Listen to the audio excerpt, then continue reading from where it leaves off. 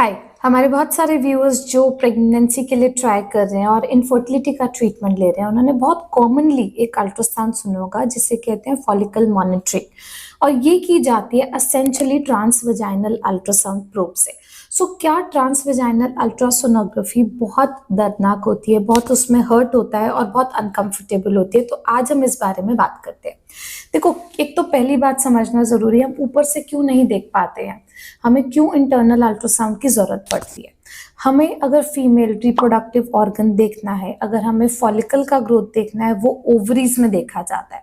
अब ओवरीज अगर internal ultrasound किया जाता है तो अल्ट्रासाउंड प्रोब के बहुत पास होती है, तो उसमें बहुत अच्छे से मेजरमेंट जो है वो की जा सकती है और वो एक्यूरेट होती है।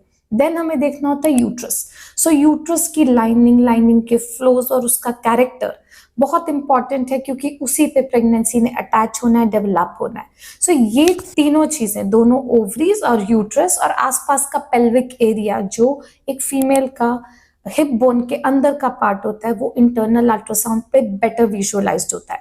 सेकेंड थिंग, अगर हम फ्रीक्वेंसी की बात करते हैं, हर्ट्ज की बात करते हैं, इंटरनल अल्ट्रासाउंड ट्रांसवेजाइनल अल्ट्रासाउंड की जो फ्रीक्वेंसी होती है वो ज्यादा अच्छी होती है as compared to abdominal ultrasound.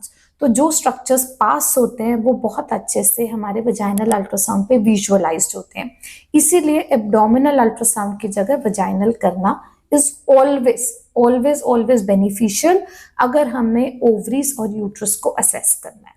सो क्या इसमें बहुत दर्द होता है? तो देखिए, वजाइनल अल्ट्रासाउंड अगर एक मैरिड कपल है या सेक्सुअली एक्टिव एक फीमेल है जिनके वजाइना में उन्हें कोई बहुत ज़्यादा पेन नहीं होता इंटरकोर्स करने में, वेजिनिस्मस की प्रॉब्लम नहीं है, तो ये जो इंटरनल अल्ट्रासाउंड है ये बहुत कंफर्टेबली वो करा सकते हैं। एक डर जरूर होता है जिसके कारण वो हो सकता है पेल्विक मसल्स को बहुत कॉन्शियसली टाइट करे, जिससे हो सकता है उन्हें अनकंफर्टेबल ज्यादा लगे।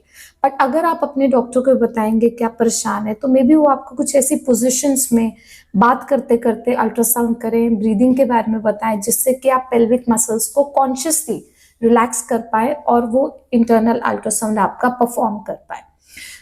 इसके साथ दूसरी चीज ये होती है कि हम लुब्रिकेंट यूज करते हैं, जेली यूज करते हैं, तो उससे क्या होता है, it can easily slide in. तीसरा, बहुत लोगों ने इंटरनल चेकअप के बारे में सुना होगा, स्पेक्युलम्स के बारे में, वो बहुत डरे हुए होते हैं और सोचते हैं कि अल्ट्रासाउंड में भी ऐसा ही होगा। तो देखो, एक तो स्पेक्युलम मेटालिक होते हैं और उनके एजेस होते हैं, तो बहुत बार पेशेंट्स का उनके साथ ज्यादा अनकंफर्टेबल अनुभव होता है as compared to ultrasound. Ultrasound का प्रोब जो है वो प्लास्टिक होता है और वो सॉफ्ट एजेस होते हैं, वो बिल्कुल भी इतना हर्ट नहीं करते। सो वजाइनल अल्ट्रासाउंड पर से बहुत पेनफुल नहीं होते हैं। अनकंफर्टेबल किसी को लग सकता है, स्पेशली जब आप पहली बार कराएं, वो भी अगर हम कुछ रिलैक्सेशन टेक्निक्स फॉलो करें, it can be very comfortable. और एक बार आप करा लेंगे तो उसके बाद subsequent ultrasounds become much more easier for you. But अगर कोई नहीं करा पाए, जैसे कि हमने बात किया, जिनको इंटरकोर्स में प्रॉब्लम है, अनमैरिड है, एग फ्रीजिंग कराना चाह रहे हैं फॉर वेरियस रीजंस, उस केस के अंदर एब्डोमिनल अल्ट्रासाउंड किया जा सकता है। पर अगर हमें अल्ट्रासाउंड ऊपर से करना है, एब्डोमिनली करना है, तो यूरिन का बहुत अच्छा प्रेशर होना चाहिए ताकि एक ब्लैक विंडो के अंदर हम ओवरीज को और यूट्रस को बहुत अच्छे से देख पाए। उस केस में क्या होगा कि आप जब भी अल्ट्रासाउंड के लिए जाएंगे, आपको यूरिन का अच्छा प्रेशर होना चाहिए, तो खूब सारा पानी पी के जाएं। और जो आप पानी पीते हैं उस 1.5-2 घंटा लगता है यूरिनरी ब्लैडर में आने के लिए, तो ये नहीं सोचिए कि अभी बहुत सारा पानी पी लिया और तुरंत अल्ट्रासाउंड के लिए चले जाएं। अल्ट्रासाउंड के लिए जाने से 1-2 घंटा पहले तक 1-2 लीटर पानी पीजिए और फिर स्कैन के लिए जाइए। So vaginal ultrasounds are very important when you are trying for pregnancy. एक अच्छी जगह से, अच्छी मशीन पे किया हुआ अल्ट्रासाउंड, एक अच्छे अनुभवी इनफर्टिलिटी स्पेशलिस्ट से कराया हुआ स्कैन हमें बहुत सारी इंफॉर्मेशन दे पाता है।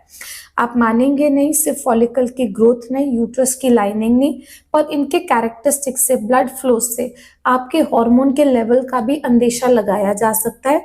और ये सारी चीजें बहुत जरूरी होती है, चाहे आप आईयूआई करा रहे हैं या आईवीएफ करा रहे हैं, ये देखने के लिए कि अंदर जो एग ग्रो हो रहा होगा उसकी क्वालिटी कैसी है। अगर आपके और कोई सवाल है इनफर्टिलिटी या आईवीएफ से रिलेटेड, या आप हमें कंसल्ट करना चाहते हैं, तो नीचे दिए हुए नंबर पे आप कंसल्टेशन बुक कर सकते हैं, हमें मिल सकते हैं। We would be happy to help you in your infertility journey.